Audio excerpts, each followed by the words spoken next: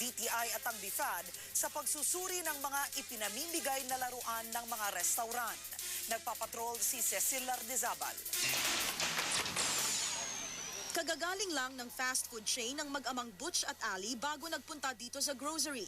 Ipinagmayabang pa ni Ali ang libreng laruan na nakuha niya sa fast food. Because I like it now.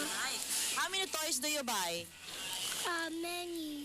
Kwento ng kanyang daddy, madalas silang magpunta sa fast food hindi para kumain, kundi para sa mga laruang kinukolekta ni Ali. They know the toys already. Nauuna pa sila sa amin. Kaya minsan nagyayaya na sila na pumunta doon kasi meron palang bagong toys. Pero dahil sa malawakang product recall sa mga laruang gawa sa China, hindi maiwasang mag-alala ng ilang grupo.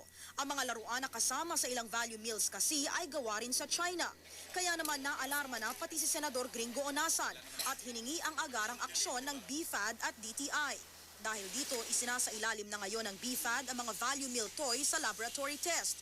Pero agad tiniyak na McDonald's na kilala sa kanilang mga Happy Meal toys na ligtas ang kanilang mga produkto. Kaligtasan daw ang pinaka-importante sa kanila at ipinapatupad nila ang pinakamataas na kalidad ng safety measures.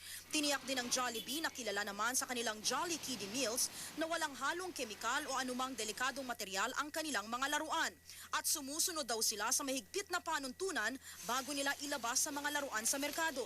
Pero para sa mga tatay na tulad ni Butch, mas maganda na rin daw na idaan ang mga ito sa laboratory test para masiguro ang kaligtasan ng kanilang mga anak. Cecil Lardizabal, Patrol ng Pilipino.